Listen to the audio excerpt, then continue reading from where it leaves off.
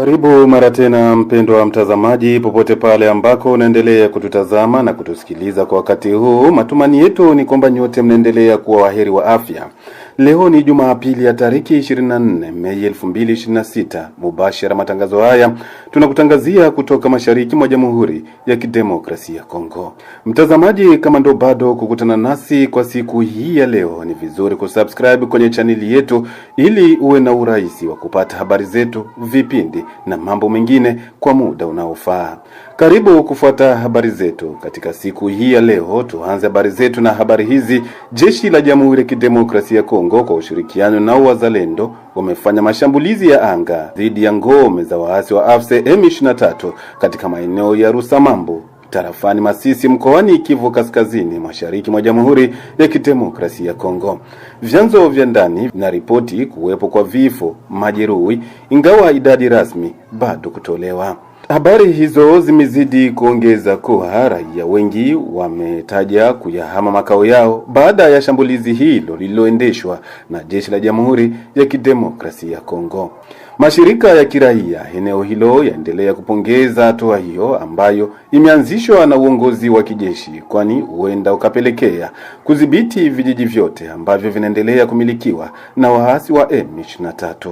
Tuangazie habari zetu na habari zingine hizi. Hali ya usalama katika maeneo ya mashariki mwa Kongo inaendelea kuwa tete, huku mapigano kati ya vikosi vya jeshi la Jamhuri ya Kidemokrasia ya Kongo dhidi ya vikosi vya jeshi la Rwanda wanaungana na M23 yakiendelea kuripotiwa katika maeneo mbalimbali ya Kivu Kaskazini. Kwa mujibu wa taarifa toka vyanzo vya ndani, kundi linalotajwa kuwa Sarambwe kutoka upande wa Rwanda linaelezwa kuwa linakabiliwa na upinzani mkali kutoka vikosi vinavyoitwa wazalendo kwa ushirikiano na jeshi la taifa. Taarifa hizo zinaonyesha kuwa hali ya kijeshi katika upande wa M23 maeneo hayo inaendelea kukabilika kadri ya mashambulizi ya mapambano yanavyoendelea kutoka kwa vikosi vya wazalendo. Wakazi wa eneo hilo la Rubaya wameendelea kushuhudia hali ngumu ya kiusalama, ambapo taarifa mpya zinaeleza kuwa majeruhi wote wa vita waliokuwa wakipatiwa matibabu katika eneo hilo wamehamishwa katika maeneo ya Mushaki na Bihambwe. Hatua hiyo inaelezwa kuchukuliwa kutokana na hofu kuendelea kwa mashambulizi ya hali ya kutokuwa salama katika ukanda huo. Kwenye mji wa Ngungu, hali ya taharuki imetanda mioyoni mwa wananchi, imeeleza hivyo duru zetu za habari. Mashuhuda wa eneo hilo wanasema baadhi ya wakazi wameanza kuhofia usalama wao kutokana na taarifa za kuzingirwa kwa maeneo yanayozunguka mji huo, pamoja na uwezekano wa mapigano kusogea karibu zaidi na makazi yao. Vyanzo vya ndani vinaeleza kudai kuwa makundi ya wazalendo yameweka ulinzi mkali kuzunguka Ngungu kwa lengo la kuzuia njia zinazoweza kutumiwa kupelekea vifaa au misaada kwa waasi walioko katika maeneo ya Rubaya. Taarifa hizo zaeleza kuwa hatua hiyo inalenga kuzoofisha uwezo wa wapiganaji hawa M23 walioko katika eneo hilo kupata usaidizi wa kijeshi au vifaa muhimu.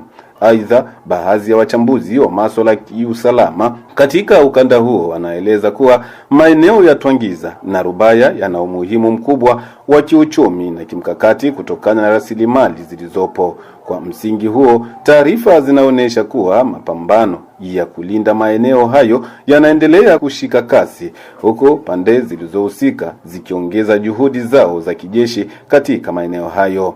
Hata hivyo, hadi sasa hakuna tamko rasmi lililotolewa huko kiwango halisi cha madhara, idadi ya majeruhi wala hatua zinazofuata kutokana na mamlaka bado kufahamika.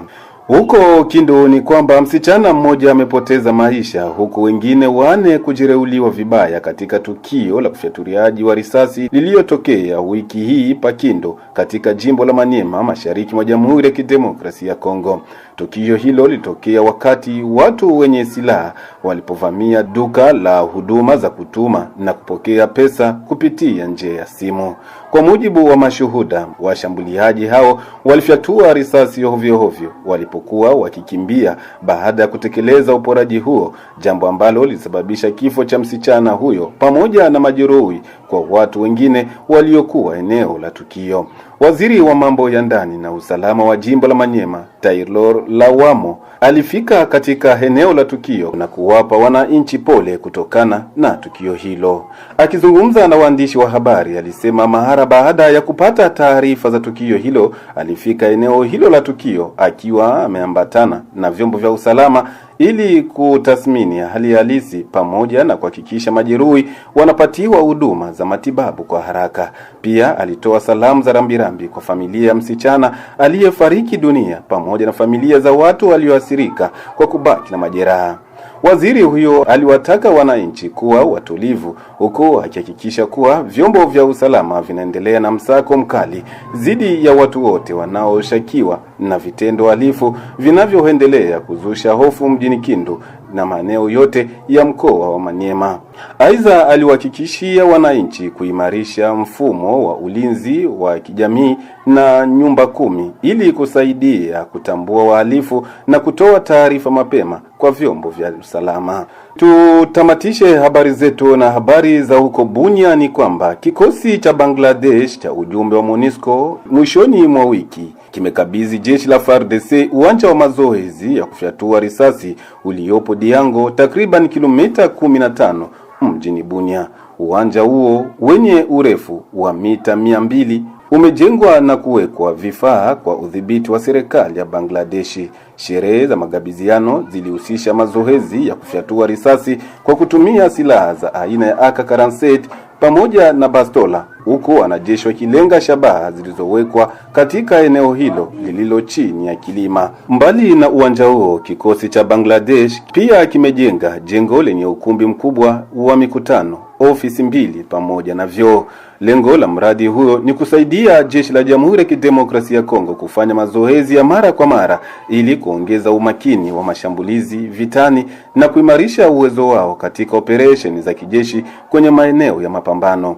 Akizungumza baada ya kupokea miundombinu hiyo, kamanda wa kanda ya 32 ya kijeshi Generali David Mushomba amesema kuwa uwanja huo utakuwa muhimu kwa mafunzo ya wanajeshi wakati wowote. Kikosi cha Bangladesh cha MONUSCO kimekuwa katika jimbo la Ituri kwa zaidi ya miaka 23 kwa sasa. Katika kipindi hicho baadhi ya wanajeshi wake wamepoteza maisha wakihudumu kwenye operesheni za kulinda amani. Generali David Mshimba amesema ushirikiano kati ya FARDC na kikosi hicho kinaendelea tangu mwaka 2003, hasa katika operation za jeshi doria na mafunzo ya vikosi. Huu ni uwanja wa pili wa mazoezi ya kufyatua risasi unaotumiwa na FARDC mjini Bunia baada ya ule wa Rampara unaotumiwa kwa mafunzo ya wanajeshi wapya. Aidha, mamlaka ya kijeshi imeweka wanajeshi wake kuendelea kuwa waaminifu kwa taifa hilo. Mtazamaji, na hadi hapo ndipo kabisa tumetia nukta kwa habari zetu katika siku hii ya leo. Shukrani kwako kwa kutufuata mwanzo hadi tamati. Tunakusii mara tena usikosi kulike, kucomment na kushare kwa wengine. Endelea kutembelea kwenye chaneli yetu kwa ajili ya kupata habari zenye ukweli na uhakika.